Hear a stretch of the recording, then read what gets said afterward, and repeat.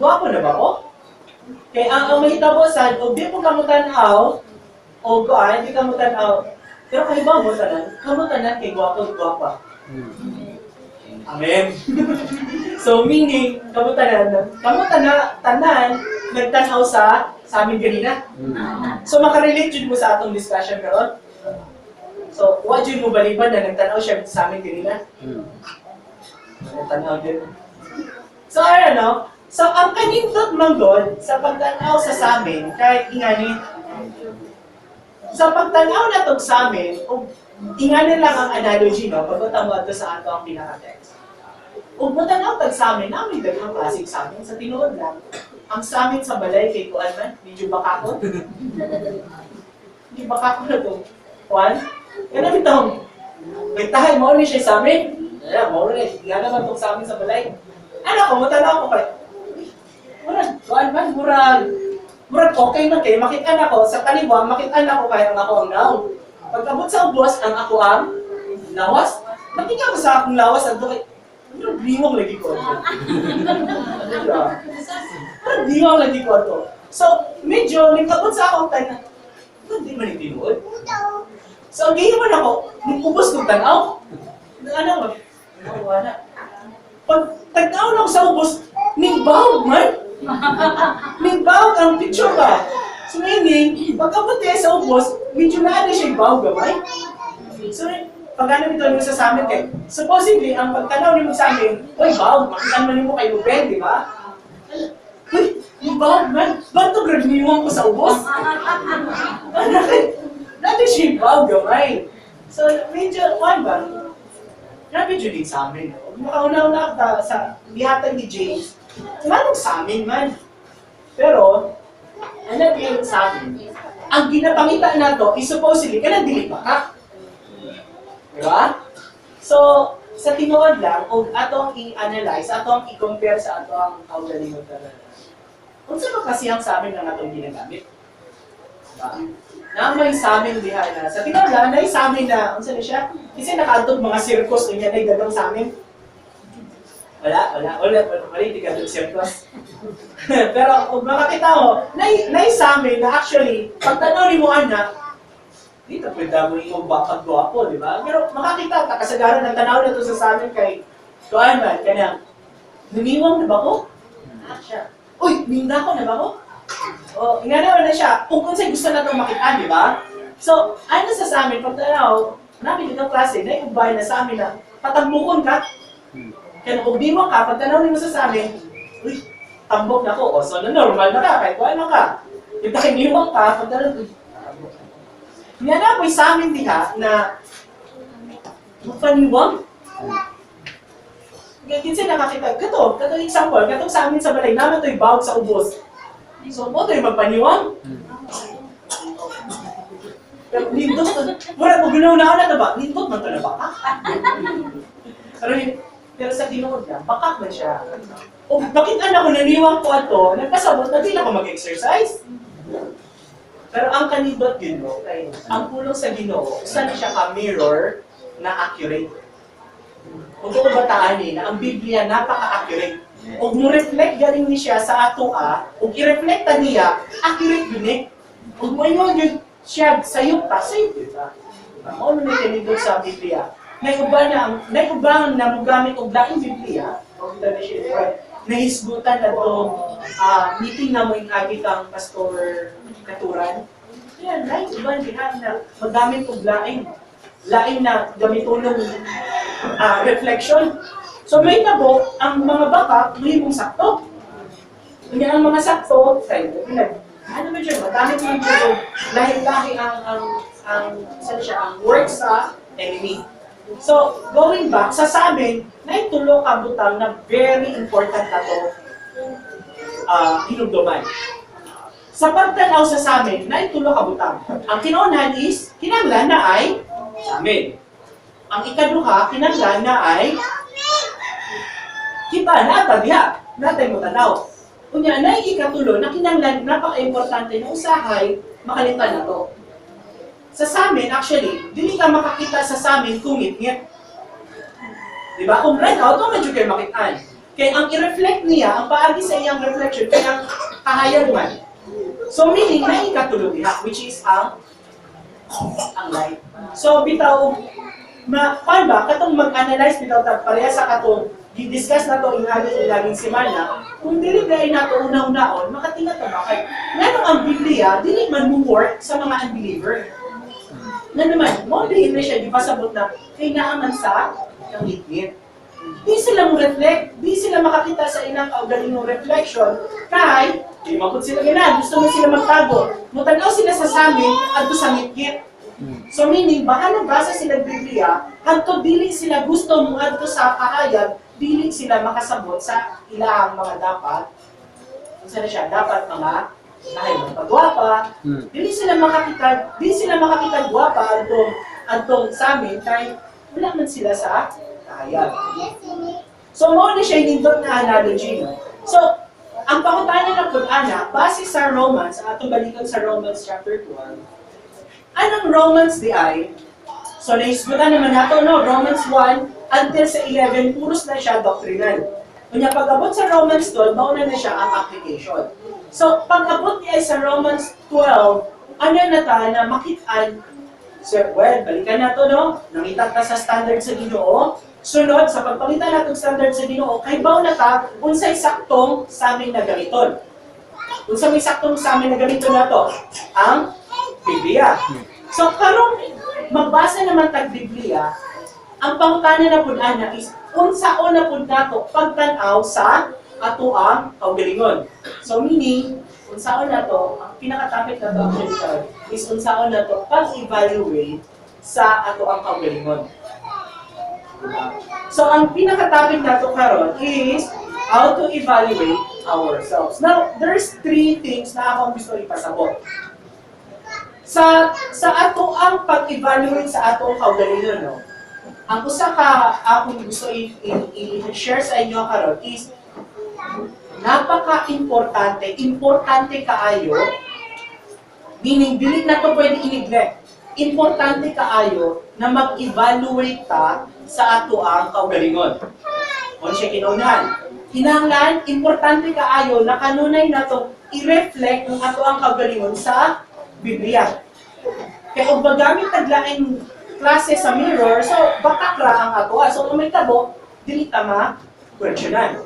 Ang ikaduha, na gusto na ko ipasabuton niya, would be that ang ato ang pag-evaluate sa ato ang kaugalingon, ang pinakayabi ana is nagikan lamang sa Ginoo. Kung ang ikatulo, na ato ra pong pag-isgutan niya is ang pag-evaluate nato sa kaugalingon, dili pwede gamitan o worldly na basis. So, mo ni siya tulong katapin na ito karon ano. So, kinaunan, ito ang pagbabasahon, ang Romans chapter 12, verse 3, which is napakaklaro kayo. Ang punta na yung muhatag o binisaya ay sa, kinsay makabasa, Romans chapter 12, verse 3, sa Bisaya, kanino? Kaya sa grasya, naghihatag kanako, ang dahon ko ang magtagusa kaninyo sa dili paguna-una, ulabaw kay sa angay niyang namunaon may tungod sa iyang kagalingon. Kung dili nga maguna-una hinuon siya uban sa kaligdong ang matagusa sa imo sa gilakon sa pagtuo nagagigahin sa Dios kaniya. Then, so ang kinaunahan di ay no, so ang kinaunahan nato na karon is ang pag-evaluate sa ato or ang sakto or ang healthy na pag-evaluate sa ato ang kaugalingon is napaka-importante kayo. Una-una, no, sa kiingon niya dira, for I say, through the grace given unto me to every man that is among you, not to think of himself, more highly than he ought to think. Sa verse 3, no, ipasabot ipakita no, na ano siya, balikan na to ang samin sa balay. Ang samin sa balay, nag-ingon na niwang ko. Ang ipakita sa balay is, wow, man sa ubos, ano ba dyan sa tiyang dapit?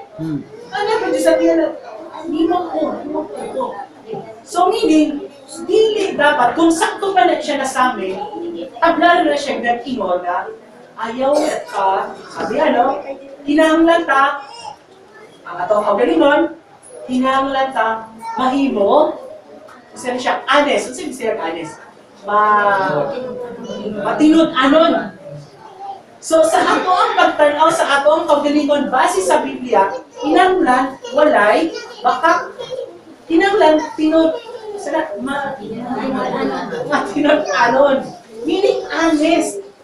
So meaning, kung unsay nakit-an na to diya sa samin, atuan na siyang paggagawaton na mauna siya honest. Na naman? Ano?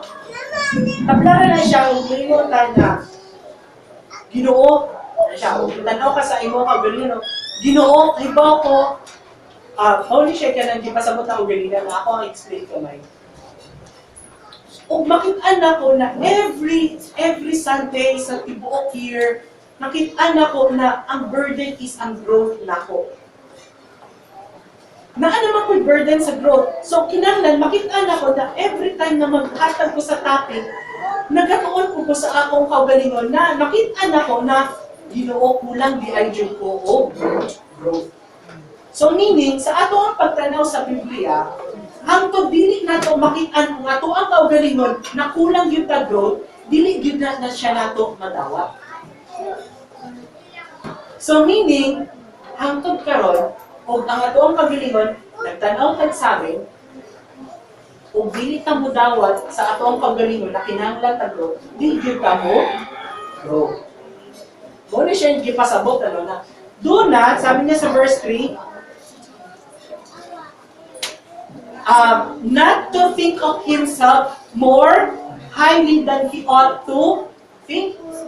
Meaning, ayaw palapit o guna-una sa imong kaugalingon. Ano bitaw na? Na siya nindot na choir, no? Nindot na example niya na kung wala ko ni dawat na ako kinahanglan kung Ginoo, di ko maluwas. Diba? Alara ko na siya. Kung dili ka mo angkon sa imong kaugalingon na naa kay makasipyat, balikan na po natin sa amin. Balikan natin sa amin. Kinsan mo ingon na pagtanaw niya sa amin, gwapo siya, gwapa siya. Pagtanaw sa amin, gwapo ba ta? Gwapo. Yan ang walang gwapo na gwapo siya. Pag-ano ba? Pagtanaw niyo sa amin, mura lagi itong artista. Wala mo angkon?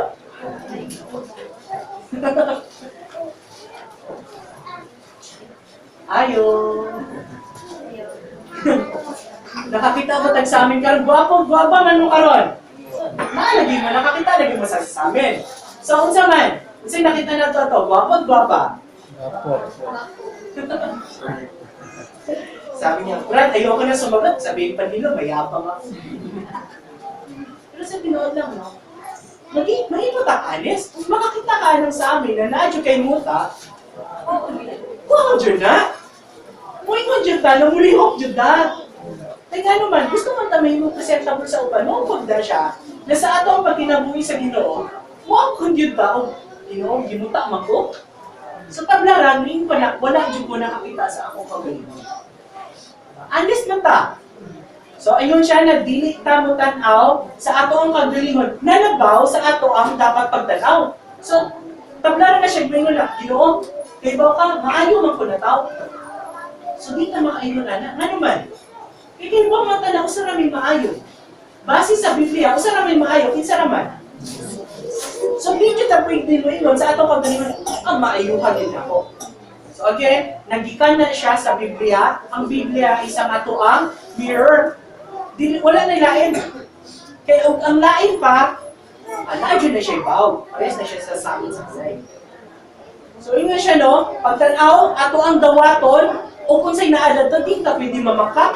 Na makaingot ta na, yabi na kinabangkot ang mata. Ang mata. Hindi man ako makita na nga akong kaugalingon, kaya bago pa makumata. Diba? Ano na siya? So, mahimot ang honest. So, mo na siya ikatong akong ginasulti na along sa honesty, kinahanglan mo ingon ko sa Ginoo na, Ginoo, na-adyo ko'y burden.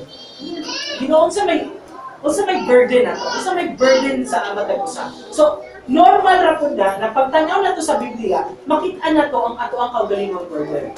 So, unsa may mga kasagarang burden diha? Sample lang, no? Pila ka buok amigo na to sa Facebook? Di ba, inihapay man friends, di ba? It's may Facebook account nila din. Hoy, mo raise hands? Hoy, si Shannon na. Di ba? So, sige. Kung dinig Facebook, mano-mano na lang. Kinsay nakaihap sa ilang pila ka buok amigo nila. Kinsay mo ingon na lapas og 50. Kinsay mo lapas 50. Uy! Ako ang friends, actually. Mga 100 ka pin. Sa Facebook lang. So, gunaw-naw na to, pila ka buok diri karon? Daghan. So, kita tanan diri, amigo. Una na to, no? Pila amigo na to sa gawas? Daghan sad? Kung tanan na po anak, pila ka buok sa inyo ang na-burden na dapat mag-share sa uban? Di ba? Ug mo yung tag 100 ka amigo, pinaman sa 100 ka amigo, ang imuhang nahimong fruit. Ang nahimong na-sharean. Ano ba? Mo ni siya example sa burden. Pero wala na burden diha na. So, na. Okay, remember, ang burden ba nato is part sa Great Commission, gusto rin kita. Diba? So, mauna siya is part na tinud-anay na ato ang tan-awon sa samin. Pag tan-awon nato sa samin, Ginoo, pila naman ang ako ang naistoryahan sa inyo ulong. Mo na siya, tinud-anay. Tumagon ka sa samin. Ano ba na ganindot sa samin sa Ginoo? Tumagon jud ka. O pila ka buok ang nadani mo diri karon, mao na siya itubag. Paano mo na siya? Pila ka buok na tawang imong na-sharean, sulti din na siya sa Biblia. O wala pa, then, basig nagpasabot na wat pa na tinud-anay o tanaw sa atong sakit. Ano man na siya? So sa tinud lang, share po ko sa ako ang experiences para may mong example. Magsiging pag-share, magsiging kong-share. Pero sa tinuod lang, burden kihapon na ako. Inani ang ako ang pinakadakong burden. Nagtuon magbubo, kato bitang nakabasa ko sa Biblia ba? Na yun siya na. Ang mauna. So pagtanaw na ko no, na ako nag-decide ko na muaning sa Cebu, na ako'y nabiyaan sa Bohol. Ako'y nabiyaan ng mga kaubagang workers sa Bohol. Nakita niya ko ato na nanay usa naglagda ng church. Diba? Nanay uban na ang pinakanindot na kung naduggan ganina, actually ganina buntag na matin ako sa DYPR. Nato siya, nakailan mo ni Brother Dodong. Sample lang sa kinabuhay ni Brother Dodong. Sa kinabuhay ni Brother Dodong, sa tinanay lang, nag-uban niya sa Bible school. High school pa siya. Nanay tabo. Bible school. Ako college na. Siya high school. So pag abot sa tuon yun, sa pagtuon, ano siya? Makita na ko ang iyang answer. Siyempre, Bible school man, magtuon eh. Ang ako mga score kay mga 20/20, 19/20, ano siya? Ang iyang score, siyempre, gamay-gamay pa. Siyempre, high school pa man. Labi na kay ako nagtuon na ako Bible. Sa una pa lang, nagtuon ng Bible. So meaning, nano kinasabtan gamay sa Bible. Kunya siya, og magbasa pa galing Bible, medyo maglisod pa siya istorya. Sa tingin lang, maglisod pa siya istorya. Nakapaminaw ko sa iya ganina. Sa DYTR. Nag-share siya Bible sa DYTR mismo. Kunya, natin yung sorte ganina na, nanindutan mo na siya tingog. So, saan na siya? Dugang nagkabungkat sa ako. Asa ko, nauna pa manunta ko sa iya. Pero siya nag-share na ato sa radio station. Ako, yes, nagamit ko sa Pulsino. Pero ang burden ako is ma-reach out katong mga walang pagdiyak sa Ginoo.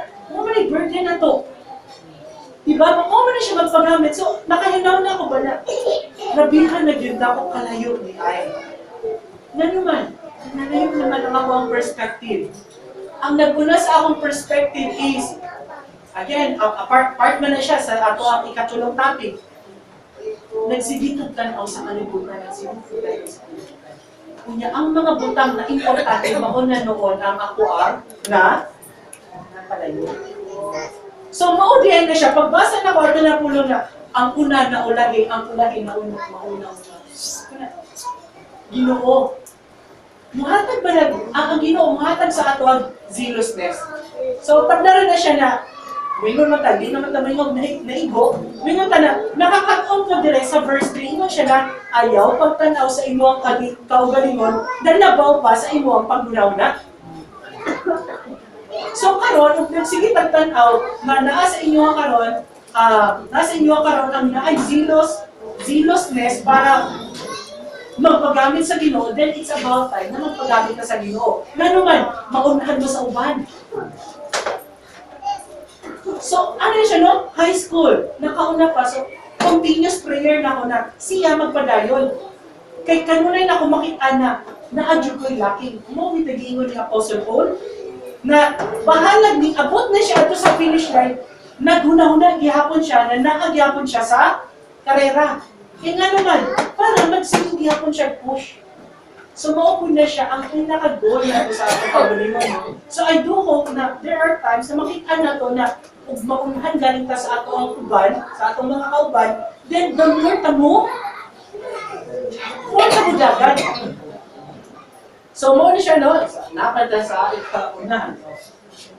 Kung baka makainom doon na po ba? Ano siya, no? Basta si Brother Bugoy, marang taas na ba na siya ko? Taas mo na siya yun sa akin. Ako itong kanikamutan yun. Sige lang, kay Juan na lang dito kasi mana. So ano siya, no? Kinaunan, kinanglan ta mahimong honest sa atong kaugalingon ug asa na ta dapit sa pulong sa Ginoo. Ikaduha, ingon siya na be stubborn, meaning ayaw pagpalabaw, ayaw pagpalabi o gamit og lain. So meaning, be stubborn sa imuhang basihanan. Ang basihanan na to is ang Biblia. Nabi tayo ito iba na, di ko magamit og King James. Di ko magamit og King James kay di ko makasabot, ari ko sa NIV, ari ko sa NEB, na ari ko dire sa NKJV. Ang naa dire is paningkamutan nato mahimong sabor. Hindi siya na kalmado ta, accurate ta sa ato ang basihanan, which is again, ang Biblia. So, sa tinuod lang, usapod ni siya ka, o dili tamutan-aw og sakto sa ato ang mga mirror, mao po ni siya mahitabo na usual struggle sa church. Nga naman, gani ang mahitabo. Let's say, sample lang. Ang pagpapiano. Piano. Naata sa ato, again, balik na dire, no? Do not think overly of yourself and do not think, baliw ko na to, do not think less of yourself. So, katong na ay mga pagtuon sa piano, kanang mga ganahan mo tuon bitaw piano? Kaya iba mata na, si Pastor, nindot din piano. Pero katong mga di makaayo, nindot mo piano, ang may tabo, kay do not think less of yourself. So, mo na siya may tabo, no, na dili ka makapiano noon, kay you think less of yourself. Ano siya? So, nakinumdum ko sa una na si Pastor, open kaayo na muhatag og lesson. Di ba muhatag siya lesson sa pagtuon sa piano? Kung itong hinumduman na to, na-appreciate time na pangutan na, kinsay ning-take sa piano lesson? Ay, ning-take ka, sir? Less than 10. Ning-take sa piano lesson. Ang pangutan na, nagpadayon. Usual struggle nga nung dili ta magpadayon is, di makukaapas ni Pastor. Ano siya ba? We don't think over of ourselves. We don't think less of ourselves as well. Kaya nga naman, mirror galing. Tanawon na to, asa ta ang gipangita sa Ginoo, dili man ang talent. Gusto may gipangita sa Ginoo? Ang imuhang willingness. Di ba sabi nga, no? Pakita natin kay David. Kay David, sabi niya, bata. Sabi niya, ay, ang Ginoo, dili mo tanaw sa appearance. Kasagaran na ba karon kay, uy, dahil na siya sinilaan? Ando na siya sa tumoy. Uy, nindot na siya sinilaan. Ano siya ba? Mutanaw ta sa mirror galing, then, mahimutang honest. Balikan na to. Kaya mo man siya mahimong struggle. So, that's a sample lang no, sa ato ang sa pagkapiano. Napoy na siya sample sa paghatag o minsan siya kanang, let's say, magpagamit sa pulong sa Ginoo. Dili ko mo share. Ano, Brad, dili sa ko mo share karon kay nakita si pastor. Pero remember, ang ginapangita sa Ginoo is ang sa man, mga tuwang kasing-kasing. Amen ba? Asa naman diha, o asa naman karon na tuwang kasing-kasing. Base sa mirror na to, asa naman dapit ang ato ang kasing-kasing adto sa Ginoo. Kasing-kasing meaning willingness. Kaya ang may kabura ba karon sa tinuod lang ana siya. Ginoo, dili lang sa ko mensahe kay dili lang sa ko magpagamit sa pagmensahe kay napa may mas maayo nako. Napa man si Sir Mio, mas maayo sa ako Napa man si Manong mag-leader. Di ba, ugla ito una-unaon ba? Pila ka buo ka mupuli sa leader? Sa pag-leader sa church. Di ba? Again, it's our willingness. Bili ang ato ang ability dayon. Kasi remember, ang nindot na example is kato nga, ang brother ni Dodo. Sabi niya na, may reason pa siya na, ayaw lang, dili lang sa ako, si Brad Buboy lang kayo. Mas nindot na siya mga score sa ako dili maningad to. So ang bihin mo niya is bahala kung sa'y naan niya. Remember, ang Ginoo ang muhatag sa ato kalapusan. Kinsa dire ang nag-try na magpagamit sa Ginoo. So ato ani siya part sa atong mirror. So ikaduha pa lang to. So, ang isa ato ang pag-evaluate sa ato ang pagdiringon, based sa ato ang giisgutan kanina, nagikan lang sa Ginoo.